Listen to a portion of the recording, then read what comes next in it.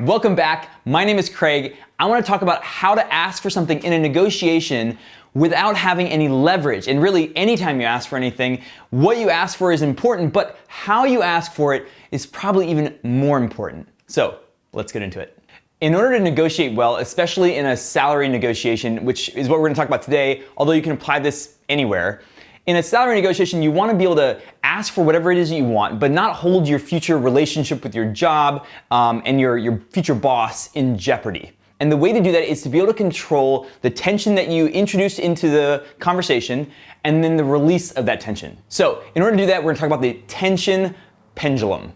The tension pendulum is all about asking for something and then being able to control and kind of modulate the temperature of the conversation. So if you think about it, every time you ask for something, you basically introduce a little bit of tension between you and the person that you're talking to. So for example, I have these freshly baked chocolate chip cookies that just got delivered to my house. I had one and I have two left. So let's say you come over to my house and like, hey, can I have a cookie? And I'd be like, they're really warm, they're chocolate chip. I don't know, I really want them, but you're my friend, we have a relationship, okay, I'll give you a cookie. Now, if you come over to my house and you ask for something bigger, like this fine bottle of whiskey from Noah's Mill, which is my favorite, I might be less inclined to give it to you. And the reason is that it's a bigger ask. And so you can think of the tension pendulum as something where the larger the ask, the more the pendulum swings, and the better relationship you need in order to bring that back down to neutral. Now, your relationship with me might be because we know each other for a really long time, but it could also be because of how I feel about you in the moment. So if you want to ask for something really large, you have to be able to bring that tension back down by making me feel good in the moment. And the way to do that is by doing what I call a caretaking statement. A caretaking statement is something that makes the person feel good and it reminds them of their relationship with you and why they like you in the first place. So you ask for something and the tension goes up, and then you give them a caretaking statement and you bring the tension back down to neutral. That's the point. The larger the ask, the better the caretaking statement. And caretaking statements come in a lot of different flavors, so let's talk about that. A lot of people use caretaking statements by mistake because they're actually trying to take care of the other person and maintain a relationship, but they do it in a way that doesn't serve them. So here's a really bad example. Let's say that your boss is talking to you, or your future boss is talking to you, and he offers you $65,000 for a job that you think you should be paid $75,000. So you say something like, well, I was hoping for something closer to $75,000, but you know, I understand that it might not work. So what have you done there? You added tension by asking for something larger than what he offered you, and then what happened? You got a little bit nervous and said, okay, I'm gonna release the tension by saying, oh, you know, I can understand like maybe that doesn't work for you, or maybe that's not in your budget, and you release all the tension, but you don't get anywhere. All right, here's a better example. You're on the phone and he offers you $65,000 and you say, you know, the base salary is a little lower than I was expecting. I'm hoping for something closer to $75,000. And you know, I really enjoyed meeting the team last week and I'm really, really excited to join the company. Okay, so that was better, right? Because I introduced tension by asking for $75,000 and then I diverted it away from, I didn't take away the ask. Instead, I said something that was positive and caretaking, but it was about releasing tension and reminding him of our relationship, and I didn't take away the tension from the ask. So what was just kind of mediocre about it? Well, it's kind of generic. Anybody can say that, oh, I'm excited and, you know, the company's really exciting and I'm enjoyed meeting the team. That's kind of generic. So we can do better by being specific and personal. All right, here's the best example. Now, you're on the phone and you say, well, that base salary is a little lower than I was expecting. I'm hoping for something actually closer to $75,000. And then you pause for a little bit.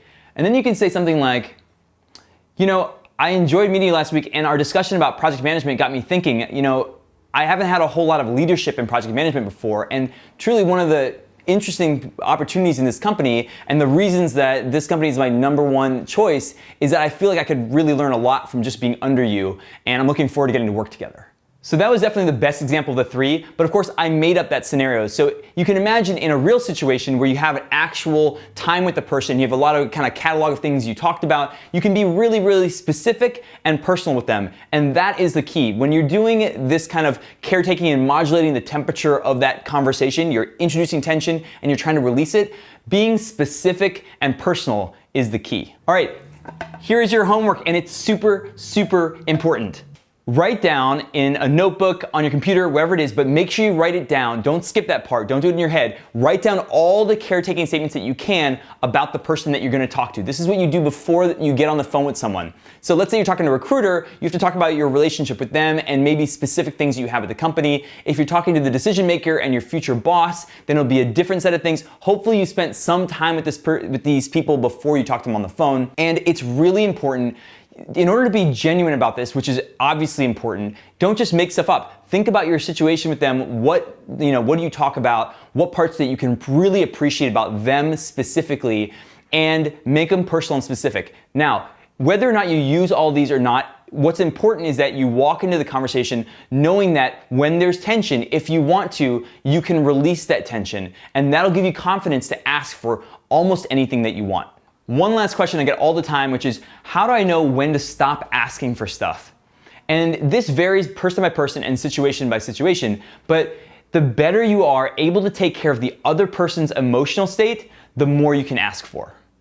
As soon as the pendulum is swung all the way out and it's too far, and the combination of your skill with these caretaking statements and your relationship with the person cannot pull it back to neutral, that means you'll have gone too far. So, in order to avoid that, pay attention to the emotional temperature of the conversation, where the other person is emotionally, and you'll know exactly where to stop.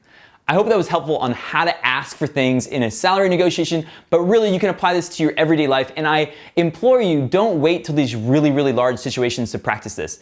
Ask your friend to borrow a book or to cook you dinner, or ask for things at your grocery store or your cashier to give you a discount on coffee, whatever it is. Practice asking for things, and then pay attention to the other person's emotional state and your ability to make them feel better and control that kind of emotional temperature, and you will find that your ability to ask for things will expand and expand and expand, and you won't risk the relationship. Oh my god, these are so good. You put sea salt on them. Never had sea salt on chocolate chip. Don't forget to share. Ha! Yeah, right. Oh, man, that is just what I needed. Holy cow.